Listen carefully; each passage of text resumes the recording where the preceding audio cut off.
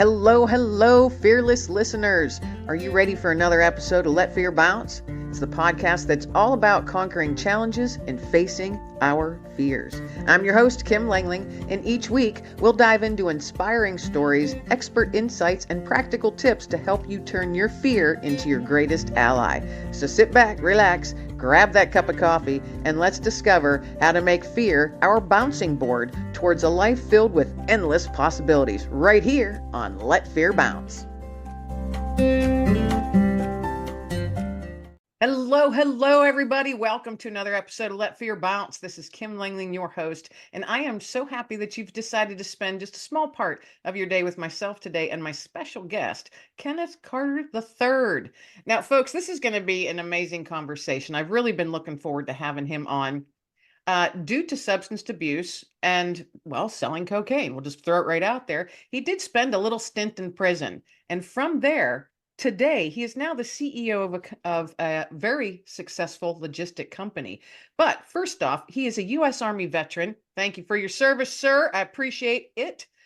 He is a U.S. Army veteran, and in the military is where he gained his experience as a motor transport operator. And he found his passion for transportation and logistics. The energy that he felt from helping people succeed.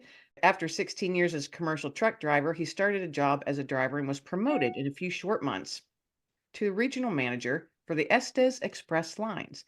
And the energy that he felt from helping people succeed made him want more of it. And eventually, he decided to go deeper into his learning journey and started his own logistics company in 2020. What a year to start a company.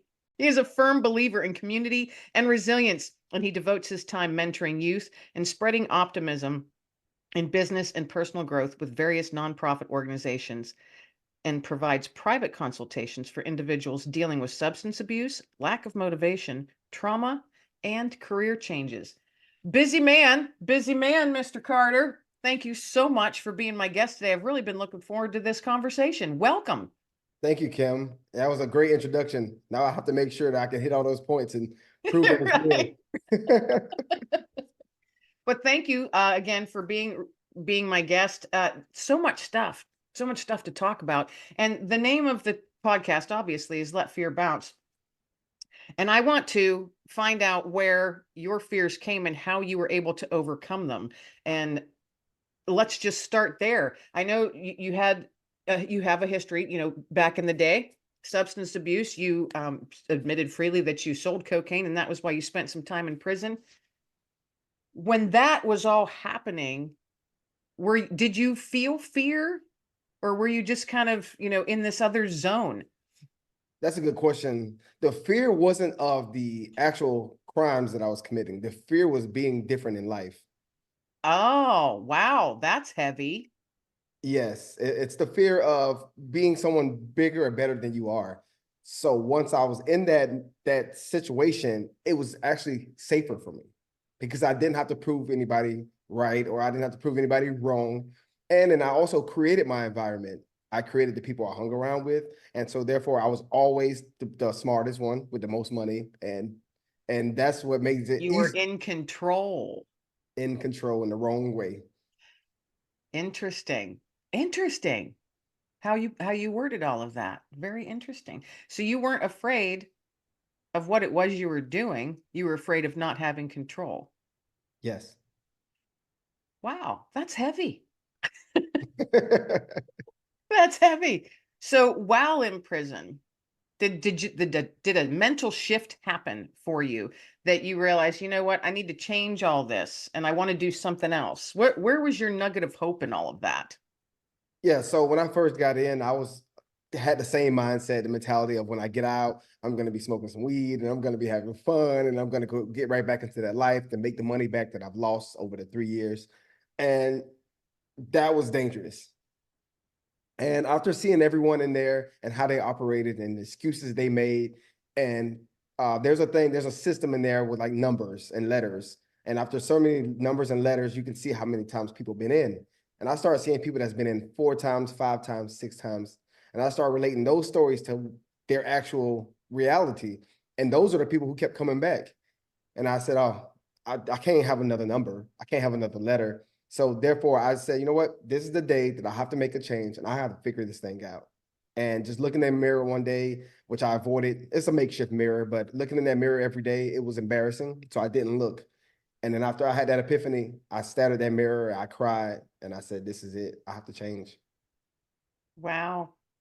I like, you're not the first person I've talked to that said I couldn't look in the mirror, It's for hard. various reasons. And I think that's a really profound statement, I believe.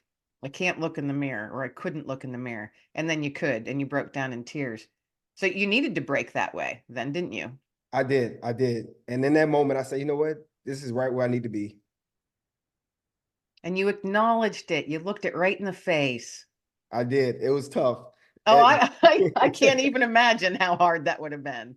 It was an out of body experience. I started to replay everything that how I was living and how I was hurting people and putting myself before anybody else, no matter what the situation was. And as I started to replay that, I started to see like I was not a good person. And And no one wants to realize that at the end of the day. no, you can trick yourself, you lie to yourself all day. It's like, well, I have money. So if I have money, I'm not that bad. Or I have friends, I'm not that bad. But you're not really looking at it deeper. And once you start to go deep and get that inner thought, those inner talks start talking to you, that's when you realize, okay, it's not what I see. It's how other people feel. So did you have significant others in your life at that time that you knew you had to you had to talk to after you were out of prison? Yes. First and foremost, my family, my close family that was there for me, and then my girlfriend who was there for me, who went with me through the whole process and was going to be there when I got out. So I know I had to make a change. And that's a lot for even if they are family members, that's a lot, that you were blessed to have that support group. Oh, definitely. I could not have done it without the family and the support and the phone calls. And I got a letter every single day. I mean, every single day I got a letter and from multiple people or different people. And that's what made a difference. It motivated me every day. Because all these people that you probably didn't realize before, they believed in you before you did. Yes. And that was the toughest thing. Even my mom's like, I can't believe you did that. I just don't see that. I still don't believe it. Even after we go to court and I get arrested, she still didn't believe it. And that hurt really bad. Oh, I bet that, yeah, that probably did. I can't imagine. I can't put myself in your shoes, but you faced all of that. You did what you had to do to get through it. And then here you are, you come out. So what is it that you did? What was your next step when you got out of prison and you had this mindset shift? You're like, no, I'm going to do better. I'm going to be better. My life can't be like this anymore. I don't want to come back here. What is it that you did when you first got out to get on the path that you're on now? Well, before I tell you what I did when I got out, I started to do it before I left. Yes, I changed my trajectory in that moment. I went and got self-help books. I didn't even know the prison had libraries because I was too busy playing cards. uh, so I got a self-help book and I started reading on self-help books, and it's starting to help me figure out my strengths and my weaknesses. And so I started to list all my strengths, list all my weaknesses on half page each. And the strengths came like this. It was so fast. The weaknesses, I was like, oh, I don't have any weaknesses. As you're sitting in prison. Right, right. Well, you are living in your weakness. Right. You know, it's crazy that we think that way. We protect ourselves, and I think that's the biggest issue: protecting ourselves from the reality to help us make a difference and make a change. Because change, especially big change like that, knowing that you have to make a difference, there's fear in that. Yes, that's the And biggest fear. yes, but most people won't acknowledge it or call it that. No, it's somebody else's fault. Yeah, Always someone else's fault. Yeah. And that's a dangerous mindset to have. it is, because you won't change. You're trying to change the people around you. You keep changing your circle of influences, your circle of friends. You cut people off in your family, and at the end of the day, it's still you. And you start to realize you still have that problem. Right. That's what you call a little bit of narcissism. Just a little. I think it's a little bit Just a more. little, just a smidge, Kenneth. Yeah, yeah. So after the self-help books and realizing how bad I was and how weak I was and how many weaknesses I had. I identified 5 weaknesses that I felt like that contributed to my demise. And that was like my professionalism, my empathy, my reliability, my caring for others, and me being honest. All those things were like hard. And that's what I started to work on. So week after week, I'll only work on one, being more professional. Even in the prison setting, be more professional and hold yourself to a higher standard. And once I started to do that, I started to live these values. And those values became a part of my company because I say, you know what? If I'm going to live this, I have to eat this, breathe this, and see it every single day. And so once I got out of prison, I continued to hold those same values and started the company and realized that I can help people in that same way, not only building the company, but building people's confidence. And how awesome. How awesome that. So how is it that you were able to start a company when you're Yes. just coming out of prison? Determination, first of all. I was reading a lot of books about the logistics industry, the trucking industry. Then as soon as I got out, I already had a plan. My plan was already written down. I had 3 business plans. When you have time, you can do that. And business plans take a while. They do. Prison sentences take a while too. Yeah. Yes, you're right. So, Oh, I just started within a month of getting out of prison. I already had my money set aside from being in work release and the infrastructure for my support system. I had a place to go to once I got out because of my girlfriend, and just started. And I made mistakes, and I continue to make mistakes. But I know that I'll never make that ultimate mistake that I made to put me in that position anymore. And that's what keeps me resilient. And that's how fear bounces off of me. you're armored up now. Yes, I am. I take some hits, but it won't stop. Yeah, exactly. You'll take some hit because we're all going to take some hits. It's life. It is. We're not a single one of us is going to get through this life without taking a few hits and getting knocked down a few times. Right. It's like buying brand new tires and not driving. They're supposed to wear out. It's that's right. So enjoy the ride. Enjoy the ride. Exactly. Don't worry about the tires wearing out. When they wear out, you get new ones. You continue to build. But you have to think about all those experiences that you had while that tire was wearing down. And that's how I feel my life is. And you have to take you have to take the lessons as they come and recognize them for lessons. Exactly. You do, because we're not failure is not a person. It's a situation, something that happens, and just keep moving forward. Fail forward.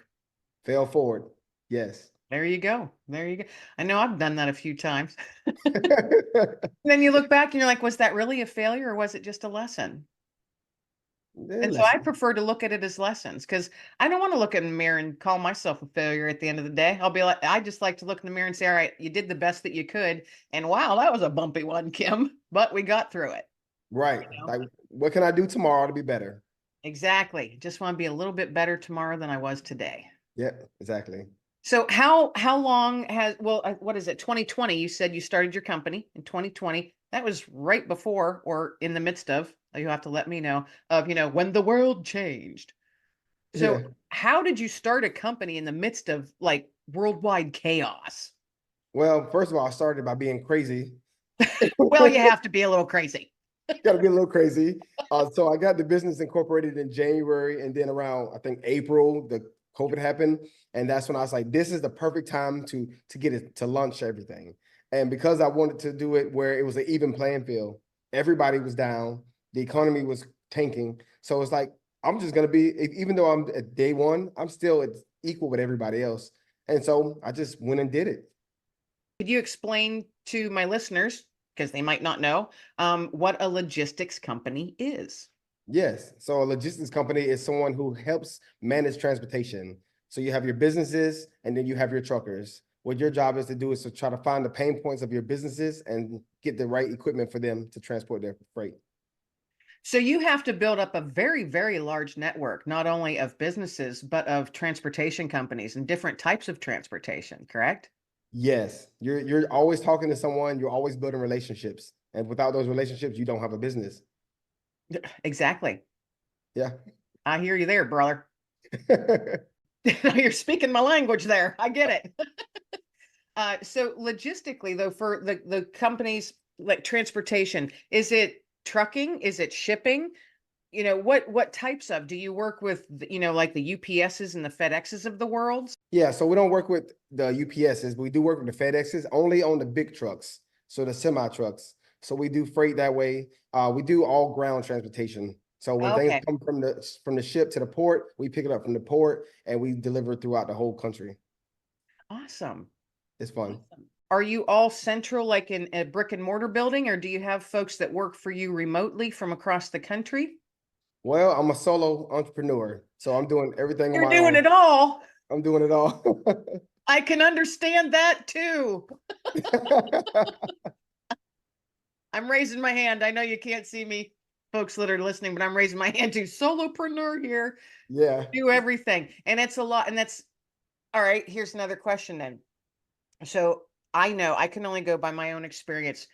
How much is involved in doing your own thing and doing everything on your own, such as the marketing, all of the social media, graphic design, making videos, if you need stuff like that, writing content, recording content, editing videos, all of those hats that you have to wear. Do you have your days where you're just like, I'm just tired.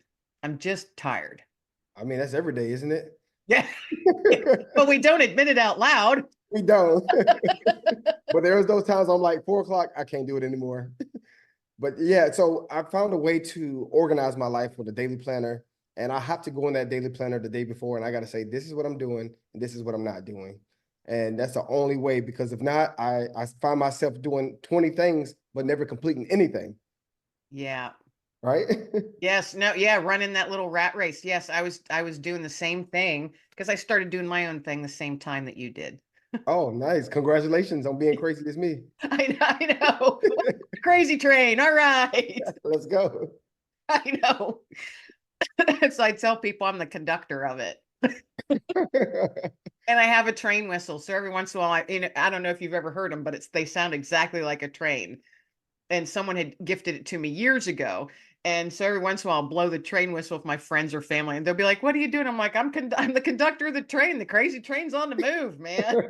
I like that. Yeah. Get yourself a train whistle, Kenneth. Yeah, I'm gonna get one now. They're fun. They're great fun. So 4 years into this company, you're a solopreneur. You're doing all the things and all the things and all the things. What do you see for yourself, say, a year from now? From a year from now, I want to be a freight forwarder, so where I'm actually helping the product come in with the paperwork. Oh, okay. Yes, because my ultimate goal is to become an ocean carrier, so to own ships. And so the process is starting with You the want to ground. be a magnet, a Yes, ship magnet. yes. You be Rock the train, I on. be the I'll ship. cheer you on. Yeah.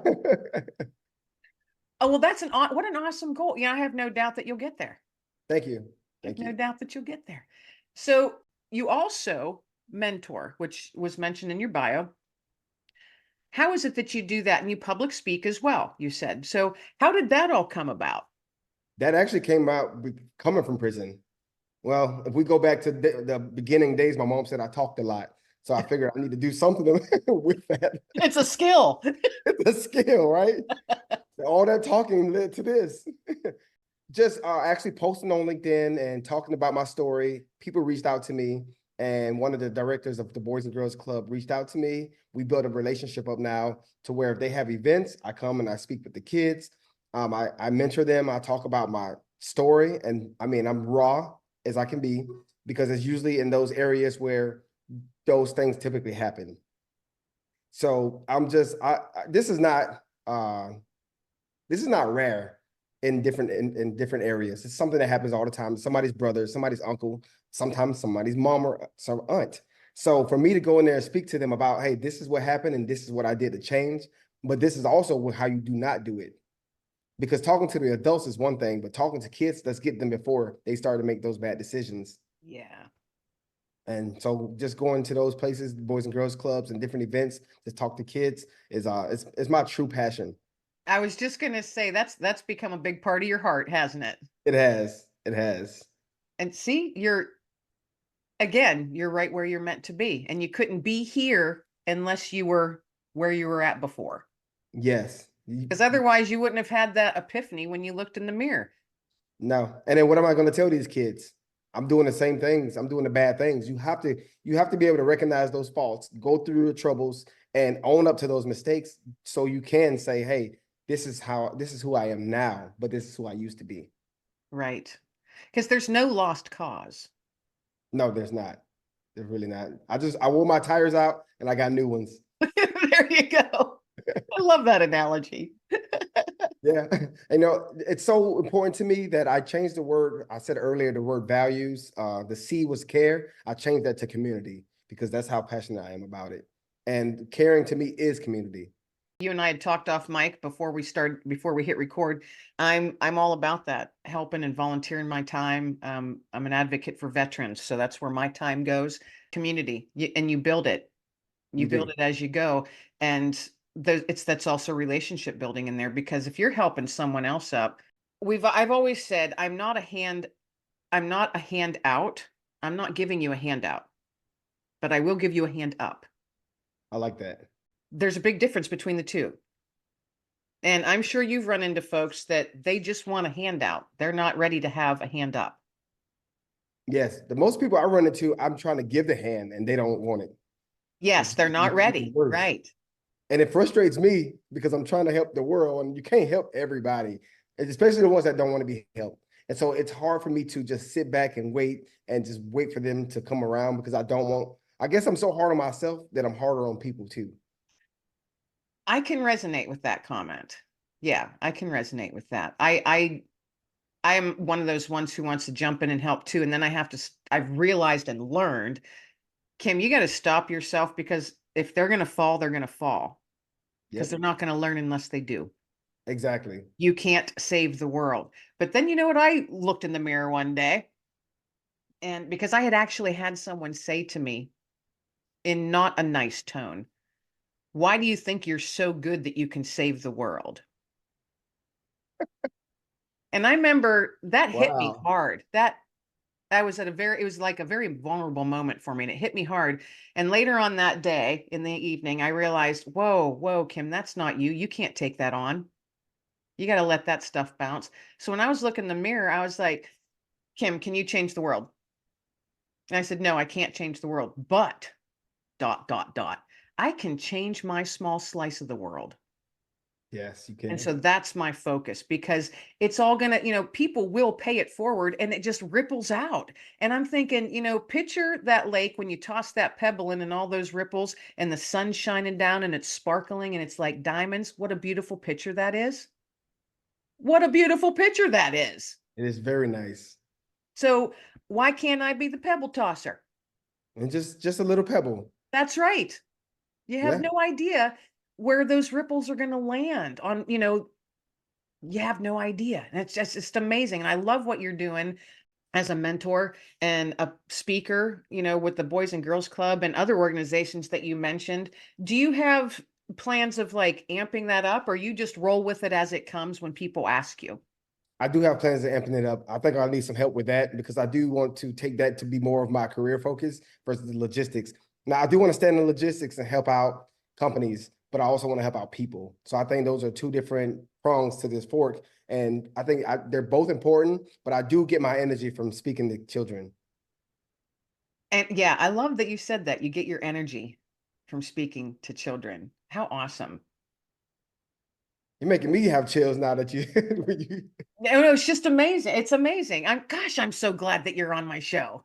I'm glad I am too. We can help somebody right now. Someone's going to listen to this and get that help. Yes, exactly. And and it's interesting, some of the analytics that I see, it depends, I guess, upon on the episode, but many of the episodes, the age range is 25 to 35, Oh, wow. Okay. which surprised me. Yeah. I was surprised by that. So, for those folks out there, and now it doesn't matter what age you are, seriously, it doesn't matter what age you are, there's a message in here somewhere. There's little nuggets for whoever's out there listening right now. I am positive that you've heard something that was dropped, a little nugget that was tossed your way. Please tuck that in your pocket and carry it with you and remember it.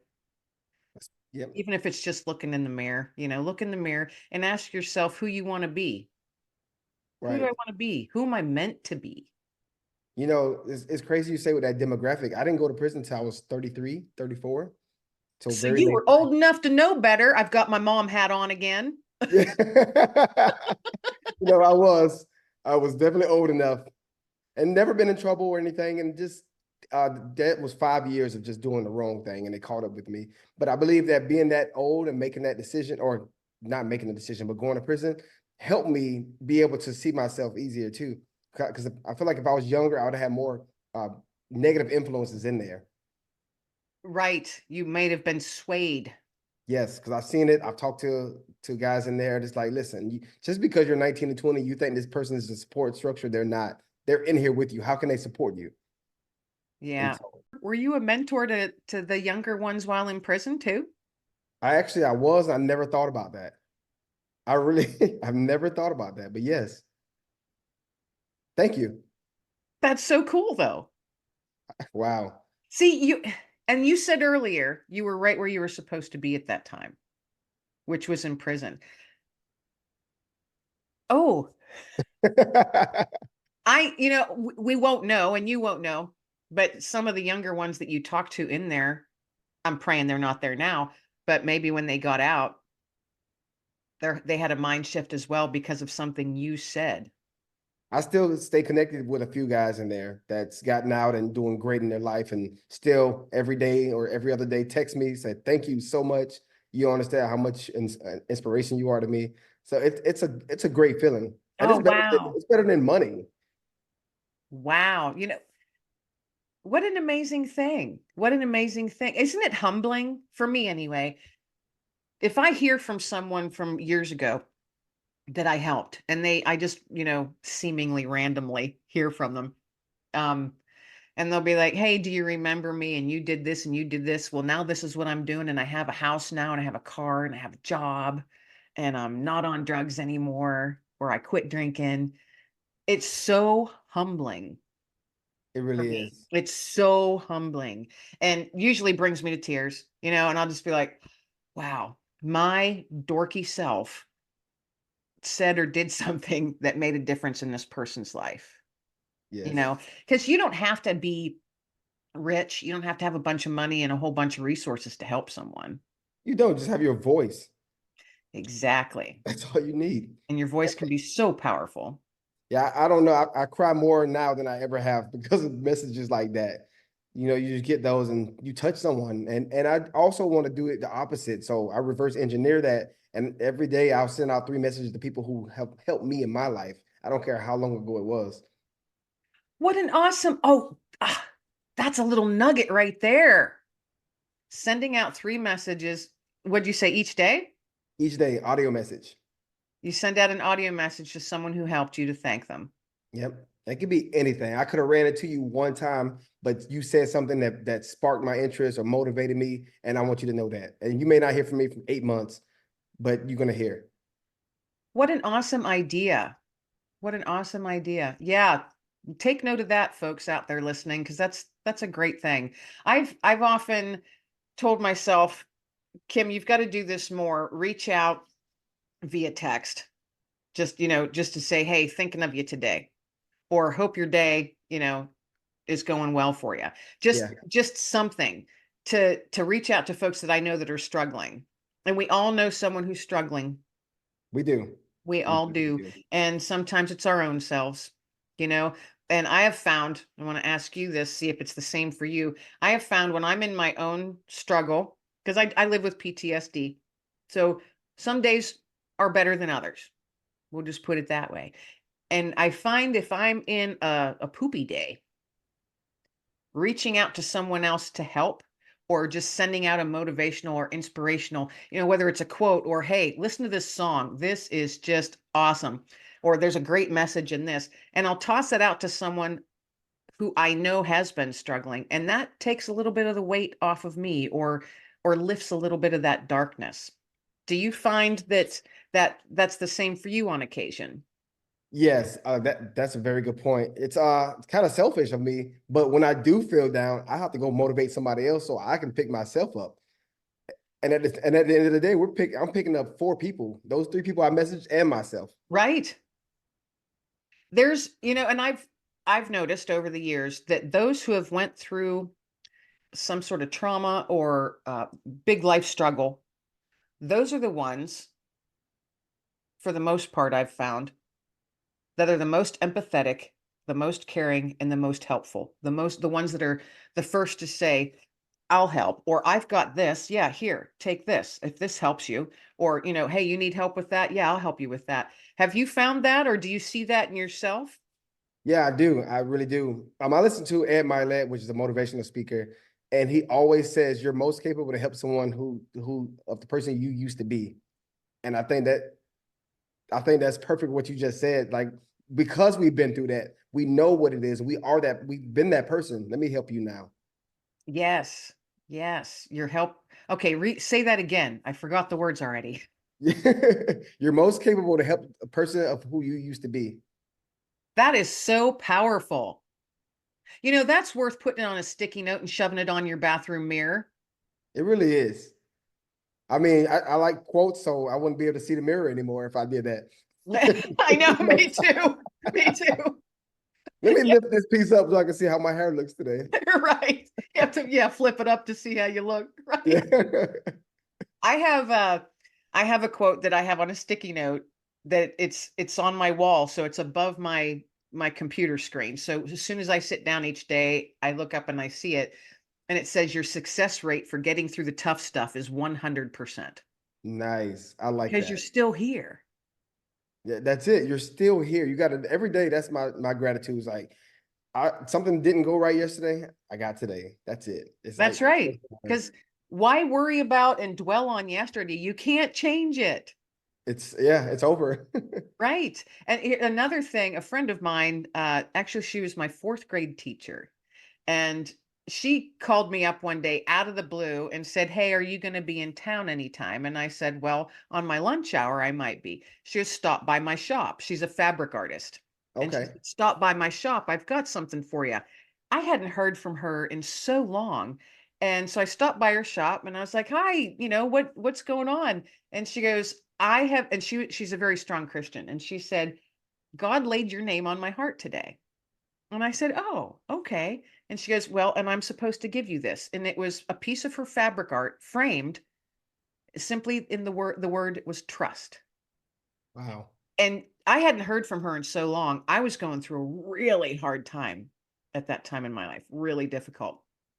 And I said, Thank you, but what's with the trust? And she goes, It's been laid on my heart. This is what I'm supposed to tell you today. You cannot trust and worry at the same time. Wow. I broke down in tears. And I have that hanging. She gave it to me years ago. It's hanging in my dining room. So each evening when I sit down to eat, I look up and I see that as the reminder you can't trust and worry at the same time. That's amazing. That's so profound. And it's so true. As soon as you said it, I'm like, that's actually what I do. If I trust something, I don't worry about it. Right. Yes. See, that's another sticky note worthy thing to put down. I told you we won't have a mirror left if we keep this up. I know. Somebody's right now is like, hold on, rewind that back.